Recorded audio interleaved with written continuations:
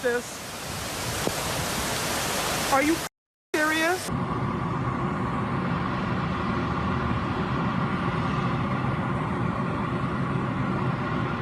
Hello, welcome to my YouTube channel, Crazy. In this video, I will talk about some of the extreme weather events that happened in the US in the first week of October 2021.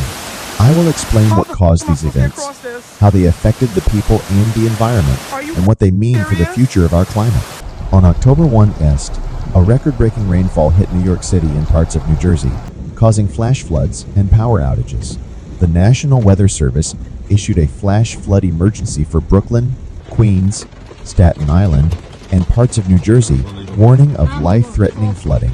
The rainfall was triggered by a slow-moving cold front that interacted with warm and moist air from the Atlantic Ocean.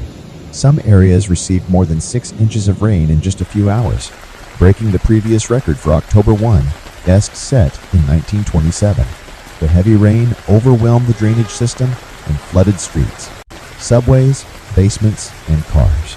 More than 50,000 customers lost power in New York City and New Jersey. The flooding also disrupted public transportation and caused flight delays and cancellations at the airports. Fortunately, no fatalities were reported, but many people had to be rescued from their homes or vehicles by emergency workers.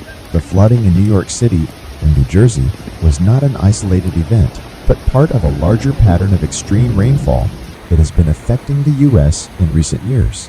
According to a report by Climate Central, heavy downpours have increased by 74% in the Northeast region since 1958, more than any other region in the USS. This is consistent with the projections of climate models, which show that warmer temperatures will lead to more evaporation and more moisture in the atmosphere, resulting in more intense and frequent storms and precipitation. The report also warns that urban areas like New York City are especially vulnerable to flooding due to their high population density, aging infrastructure, and impervious surfaces that prevent water from infiltrating into the soil.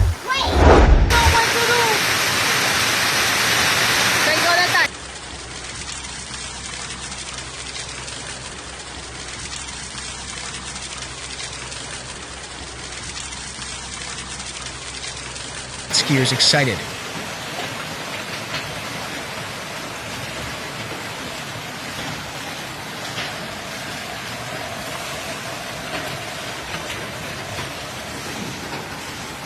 Video. It's flooding, you guys. It's flooding. I don't think I can go up this way. Shoot. You can't. Dang it. Let me move out of the way. It's flooding.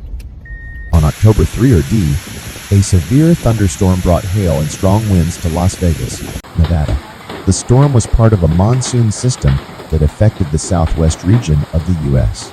The storm produced hailstones as large as golf balls that damaged cars, windows, and roofs. The hail also accumulated on the ground, creating a rare sight of snow-like scenes in the desert city. The storm also brought gusty winds that reached up to 60 mph, knocking down trees and power lines. More than 20,000 customers lost electricity in Las Vegas and surrounding areas. The National Weather Service issued a severe thunderstorm warning and advised people to stay indoors and avoid driving through flooded roads. The hailstorm in Las Vegas was a rare and unexpected phenomenon for a city that is known for its hot and dry climate. According to the National Weather Service, Las Vegas averages only 0.15 inches of precipitation in October and has only recorded measurable snowfall twice in October since 1937. The hailstorm was caused by a cold front that clashed with warm and moist air over Nevada, creating thunderstorms that produced large hailstones. The cold front was part of a larger weather pattern that brought cooler temperatures and precipitation to much of the western USF for a long period of drought and heat waves.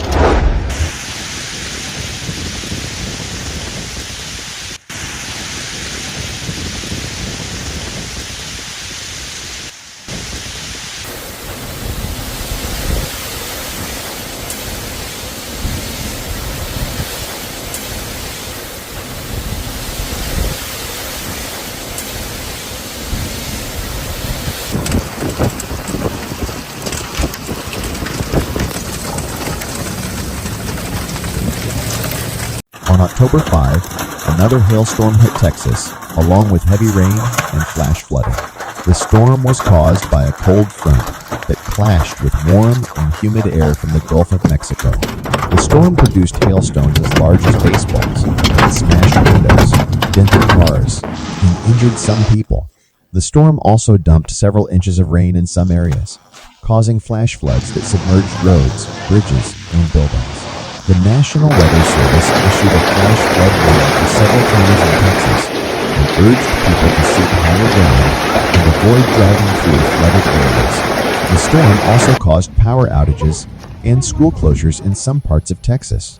The hailstorm in Texas was another unusual and destructive weather event for a state that is more used to heat waves and droughts. According to the National Weather Service, Texas averages only 0.77 inches of precipitation in October and has only recorded measurable snowfall 4 times in October since 1895. The hailstorm was caused by a cold front that brought cooler air from the north, while warm and moist air from the south remained in place. The contrast between the two air masses created instability and lifted the moist air upward, forming thunderstorms that produced large hailstones.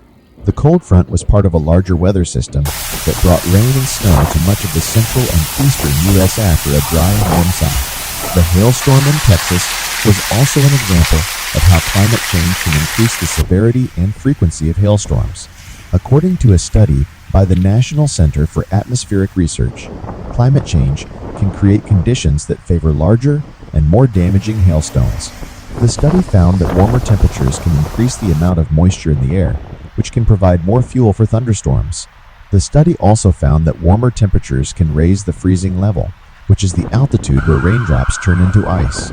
This can create a larger vertical distance for hailstones to grow and fall, increasing their size and speed. The study projected that by the end of the century, hailstorms could become more common and intense in some regions of the USS, especially in the spring and summer. Thank you for watching this video. I hope you learned something new today. If you liked this video, please give it a thumbs up and subscribe to my channel, Crazy, for more amazing and bizarre videos like this one. You can also leave your comments or questions below. I will try to answer them as best as I can. Stay tuned for my next video. See you soon.